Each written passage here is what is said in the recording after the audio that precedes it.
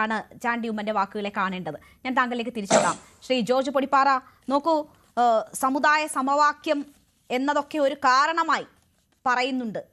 പക്ഷേ അബിൻ വർക്കിയും ചാണ്ടി ഉമ്മനും ഒരേപോലെ തങ്ങൾ നേരിട്ട പ്രശ്നം എന്താണ് എന്ന് പറയുന്നു.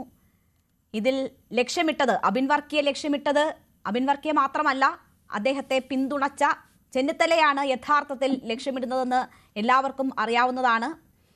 യൂത്ത് ബ്രിഗേഡ് അവരുടെ ശക്തി തെളിയിച്ചിരിക്കുകയാണ്. മൂക്കിലടി കൂടി കിട്ടിയതോടുകൂടി അവർ എതിർക്കാൻ പറ്റാത്ത ശക്തിയായി മാറുന്നു. അതിനെയൊക്കെ മുകളിൽ നിന്ന് നിയന്ത്രിച്ച് KC വേണുഗോപാലും എന്ന സാഹചര്യമാണിപ്പോഴുള്ളത്. AI ഗ്രൂപ്പുകൾ ഇതിനെതിരെ ഈ അർത്ഥത്തിൽ ഒന്നിക്കുന്നു എന്ന വാർത്തകളുണ്ട്. അങ്ങനെ ഒരു ഏറ്റുമുട്ടലിന്റെ ഘട്ടത്തിലേക്ക്, ഏറ്റുമുട്ടലിന്റെ സാഹചര്യത്തിലേക്ക് പോകാൻ കഴിയുന്ന അവസ്ഥയും സാഹചര്യവുമാണോ സംസ്ഥാനത്ത് കോൺഗ്രസിനുള്ളത്? അങ്ങനെ ഉള്ള പ്രവർത്തനങ്ങളിലേക്ക് ശ്രദ്ധ തിരിഞ്ഞാൽ എന്തായിരിക്കും വരുന്ന തെരഞ്ഞെടുപ്പുകളിൽ സംഭവിക്കാൻ പോകുന്നത്? രേണു, ശ്രീകുമാർ പറഞ്ഞതും ബഹുമാന്യനായ സുരേഷ് ബാബു പറഞ്ഞതും, ഞാൻ ശ്രീകുമാറിന്റെ മുമ്പിൽ ബഹുമാന്യൻ എന്ന വാക്ക് ബോധപൂർവ്വം ഉപയോഗിക്കാത്തതാണ്. ഞങ്ങൾ ഒരേ തട്ടകത്തിൽ ഒരേ കാലഘട്ടത്തിൽ ഒരുമിച്ച് ഒരുപാട് പ്രവർത്തിച്ച ഒരാളാണ്. അതുകൊണ്ട് അദ്ദേഹത്തിന് അങ്ങനെ വിളിക്കാനുള്ള എല്ലാ സ്വാതന്ത്ര്യം എനിക്കുണ്ട്. അപ്പൊ ഞാനിത് രണ്ടും കേട്ടതാണ്. അതിൽ സുരേഷ് ബാബു പറഞ്ഞത്, അതായത് അബിൻ വർക്കിയുടെ ഈ എതിർപ്പൊക്കെ അടുത്ത തെരഞ്ഞെടുപ്പിൽ അദ്ദേഹത്തിന് കിട്ടാൻ പോകുന്ന ഒരു നിയമസഭാ സീറ്റിന്റെ കാര്യത്തിൽ മാത്രമാണ്.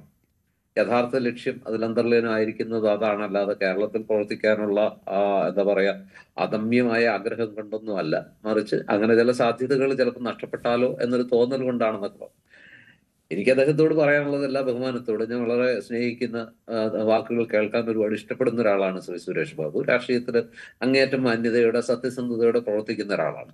അതേ സത്യസന്ധതയോടെ ഞാൻ അദ്ദേഹത്തോട് ചോദിക്കുകയാണ്, രാഷ്ട്രീയം എന്ന് പറയുന്നത് വളരെ നിഷ്കളങ്കമായ, നമ്മൾ സാധാരണത്തിൽ ഈ സാഹിത്യ ആലങ്കാരിക ഭാഷ ഉപയോഗിക്കുകയാണെങ്കിൽ കന്യാസ്ത്രീമാരുടെ കൊന്ത നമസ്കാരം പോലെ വളരെ നിർദോഷമായ നിഷ്കളങ്കമായ ഒരു പ്രക്രിയ ഒന്നും അല്ലല്ലോ.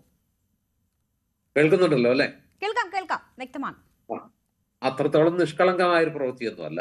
രാഷ്ട്രീയം എന്ന് പറയുന്നത് പലപ്പോഴും ചില മോഹങ്ങള്, ചില ആഗ്രഹങ്ങള്, ചില ലക്ഷ്യങ്ങള്, ചില സാക്ഷാത്കാരങ്ങളൊക്കെ ചേർന്നതാണല്ലോ രാഷ്ട്രീയം എന്ന് പറയാൻ. അല്ലാതെ നിൽക്കുന്നിടത്ത് നിൽക്കാനും അങ്ങനെ കർമ്മം അനുഷ്ഠിക്കാനും മാത്രമൊന്നുമല്ല. അങ്ങനെ ചെയ്യണമെങ്കിൽ പോലും സ്വാഭാവിക ഒരു വളർച്ച ഉണ്ടാവണം. ഇവിടെ രണ്ട് രീതിയിൽ ഇതിനെ കാണാൻ പറ്റും രേണു. ഒന്ന്, ഈ പറഞ്ഞ അബിൻ വർക്കിയുടെ ഒരു പോയിന്റ് ഓഫ് വ്യൂവിൽ ചിന്തിക്കുകയാണെന്നുണ്ടെങ്കിൽ, രേണു ശ്രീകുമാറിനോട് വാദിച്ച പല വാദങ്ങളും വളരെ പ്രസക്തമാണ്. അതായത് ഒരു വ്യക്തി എന്നുള്ള നിലയിൽ യൂത്ത് കോൺഗ്രസിന്റെ സംസ്ഥാന തെരഞ്ഞെടുപ്പിൽ മത്സരിച്ച ഒരാളാണ് അദ്ദേഹം. അത് രാഹുൽ ഗാന്ധിയുടെ പുതിയ തെരഞ്ഞെടുപ്പ് ചട്ടപ്രകാരം. എല്ലാവരും പറയും അവസാനമായിട്ട് ന്യായമായ തെരഞ്ഞെടുപ്പ് നടന്നത് സുധീരന്റെ കാലത്താണ് എന്നൊക്കെ പറയുന്നു. നിലവിലുള്ള ഒരു ചട്ടത്തിന് അടിസ്ഥാനത്തിൽ നിലവിലുള്ള ഒരു പ്രക്രിയയുടെ ഭാഗമാകാനല്ലേ ഇപ്പൊ അബിനും പറ്റുള്ളൂ, ജനീഷിനും പറ്റുള്ളൂ, രാഹുൽ മാങ്കൂട്ടത്തിലും പറ്റുള്ളൂ. ആ ഒരു ചട്ടക്കൂട്ടിനകത്ത് നിന്നുകൊണ്ട് അവർ മത്സരിച്ചു. നമ്മൾ ഇനിയിപ്പോൾ ആരൊക്കെ വോട്ട് ചെയ്തു, ആരെ കൊണ്ടൊക്കെ ചെയ്യിച്ചു എന്നുള്ളതൊക്കെ ഇരിക്കട്ടെ, അതെല്ലാവരും ചെയ്തിട്ടുണ്ടാവും അവനവനെ കൊണ്ട് സാധിക്കുന്ന രീതിയിൽ. അതിനകത്ത് രണ്ടാം സ്ഥാനത്തെത്തിയത് 1,70,000-ലധികം വോട്ട് വാങ്ങിച്ച അബിൻ വർക്കി ആണെന്നുള്ളതും അസന്നിഗ്ധമായൊരു വസ്തുതയാണ്. അങ്ങനെ ഇരിക്കുമ്പോഴാണ് ഈ പറഞ്ഞ ആരോപണങ്ങൾ വന്നതും രാഹുൽ മാങ്കൂട്ടത്തിലിനെ അധ്യക്ഷ സ്ഥാനത്ത് നീക്കിയതും. അത് അബിൻ വർക്കി ആവശ്യപ്പെട്ടിട്ടൊന്നുമല്ല. എവിടെ ഒരു പോയിന്റ് കൂടി നമ്മൾ ഓർക്കേണ്ടതുണ്ട് കൃത്യമായിട്ട്. ഇങ്ങനെയൊക്കെ ആരോപണങ്ങൾ, അതായത് വോട്ടർ ID വ്യാജമായി നിർമ്മിച്ചു, അതിന്റെ അടിസ്ഥാനത്തിൽ അർഹതയില്ലാത്ത ഒരുപാട് വോട്ടർമാരെ സൃഷ്ടിച്ചു എന്നൊക്കെ അന്ന് അതിശക്തമായ ആരോപണം വന്നതാണ്. പക്ഷെ അത് ഒരിക്കൽ പോലും ഏറ്റെടുക്കാനോ അതിന്റെ പേരിൽ യഥാർത്ഥത്തിൽ ഞാനാണ് പ്രസിഡന്റ് ആകേണ്ടത്, രാഹുൽ മാങ്കൂട്ടത്തിൽ വളഞ്ഞ വഴിയിലൂടെ വക്രത കാണിച്ച് എന്താ പറയാ ഈ പറഞ്ഞ പോലെ ക്രമക്കേടുകൾ കാണിച്ച് പ്രസിഡന്റ് ആയതാണ്, അദ്ദേഹത്തെ അയോഗ്യനാക്കണമെന്നും എന്നെ യഥാർത്ഥത്തിൽ പ്രസിഡന്റ് ആകാൻ യോഗ്യത രണ്ടാം സ്ഥാനത്ത് വോട്ട് പിടിച്ച നേരെ ചൊവ്വേ മാത്രം വോട്ട് പിടിച്ച എനിക്കാണെന്നും അദ്ദേഹം ഒരിക്കൽ പോലും പറഞ്ഞു നമ്മൾ കേട്ടില്ല. അതായത് അദ്ദേഹം ആ പ്രസിഡന്റ്ഷിപ്പിനെ അംഗീകരിച്ചു. അദ്ദേഹത്തിന്റെ കൂടെ ഒരു അപശബ്ദങ്ങളും ഇല്ലാതെ, അപശ്രുതികളില്ലാതെ, ഒരു പോരാട്ടമോ അല്ലെങ്കിൽ ഏറ്റുമുട്ടലോ എതിരഭിപ്രായങ്ങളോ ഇല്ലാതെ വളരെ കൃത്യമായി പ്രവർത്തിച്ചു പോകുന്നു.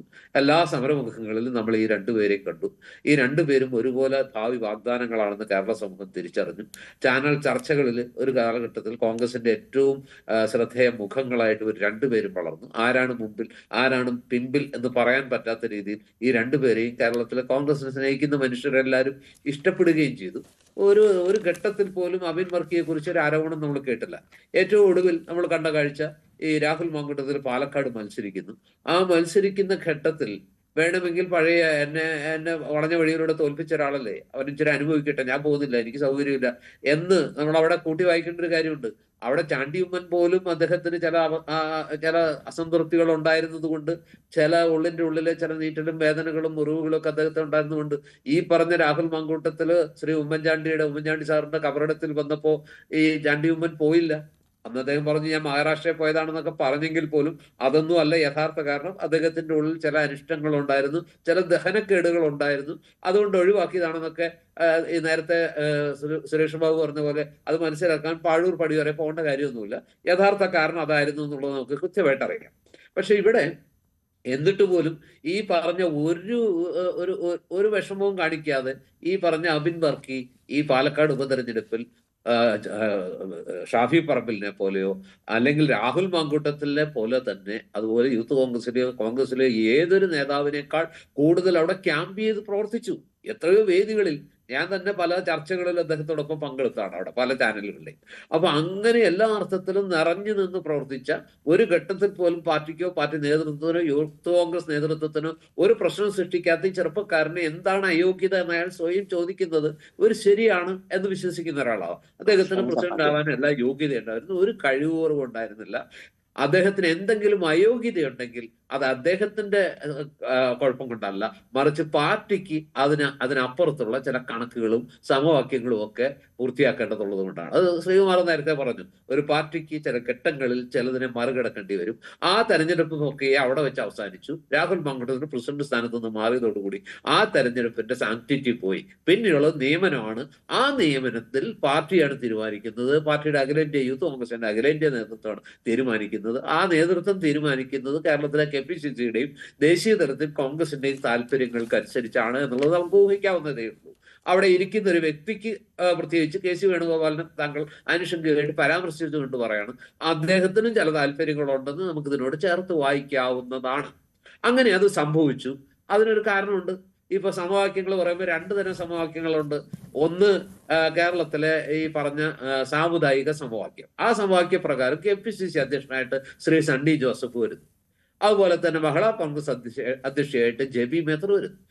അവിടെ ഇപ്പോ KSUവിന്റെ സംസ്ഥാന പ്രസിഡന്റ് അലോഷ്യസ് സേവ്യർ ആണ്.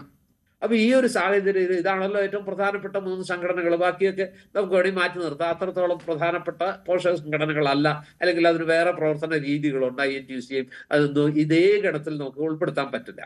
അപ്പൊ ഈ 3-ലും 2-എണ്ണത്തിൽ എന്താ പറയുക ക്രിസ്ത്യൻ പ്രസിഡന്റുമാർ നിൽക്കുന്നു, ഒരെണ്ണത്തിൽ മറ്റൊരു ന്യൂനപക്ഷ സമുദായത്തിന്റെ ആള് ജെബി മഹിളാ കോൺഗ്രസിന്റെ നിൽക്കുന്നു. അപ്പൊ 3-മത് യൂത്ത് കോൺഗ്രസിന്റെ സംസ്ഥാന അധ്യക്ഷ സ്ഥാനത്തേക്ക് കൂടി ഒരു ക്രൈസ്തവനെ കൊണ്ടുവന്നാൽ ഈ പറയുന്ന കോൺഗ്രസ് എല്ലാ കാലങ്ങളിലും പാലിച്ചു വന്ന സമവാക്യങ്ങൾ, സാമുദായിക സമവാക്യങ്ങളുടെ ഒരു ഈക്വലിബ്രിയം തെറ്റും.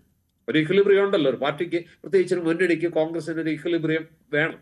ആ ഒരു സന്തുലിതാവസ്ഥ തെറ്റും എന്നുള്ളതിനെ നമുക്ക് തീർത്തും അങ്ങ് അവഗണിക്കാൻ പറ്റില്ല. മറ്റു പലർക്കും ന്യായം മാത്രം, രാഷ്ട്രീയത്തിലെ എല്ലാം ഒരു നേർരേഖയിലൊന്നും അല്ലല്ലോ പോകുന്നത്. അങ്ങനെ പോകാൻ ഒരു പാർട്ടി അനുവദിക്കില്ല, ഒരു മുന്നണി മറ്റേ മുന്നണിയെ അനുവദിക്കില്ല, തിരിച്ചും അനുവദിക്കില്ല. അപ്പൊ ഇതെല്ലാം ചേർന്ന് കൂടിക്കൊഴിഞ്ഞ് കിടക്കുന്ന ഒരു സാഹചര്യത്തിലാണ് പാർട്ടിക്ക് റീതിങ്കിങ് വന്നത്. ഞാൻ പറയുന്നു, സണ്ണി ജോസഫ് KPCC പ്രസിഡന്റ് ആയില്ലായിരുന്നെങ്കിൽ ഒരു പക്ഷേ അബിൻ വർക്കിയുടെ കാര്യത്തിൽ ഒരു വീണ്ടും വിചാരം ഉണ്ടാവില്ലായിരുന്നു, അദ്ദേഹം ഒരു നാച്ചുറൽ ചോയ്സ് ആയേനെ. പക്ഷെ അങ്ങനെ അല്ലല്ലോ സംഭവിച്ചത്. അപ്പൊ ഈ ഒരു സാഹചര്യത്തിൽ ഇദ്ദേഹത്തെ മാറ്റി നിർത്താൻ ചിന്തിച്ചത് ഒരു ന്യായം. ഇനി രണ്ടാമതായിട്ടുള്ള ഒരു പ്രശ്നം എന്താ? അതായത് പാർട്ടിക്കകത്തെ ഗ്രൂപ്പ് സമവാക്യ പ്രകാരം കഴിഞ്ഞ കുറെ കാലമായിട്ട് നമ്മൾ കണ്ടുകൊണ്ടിരിക്കുന്ന കാഴ്ച എന്താ?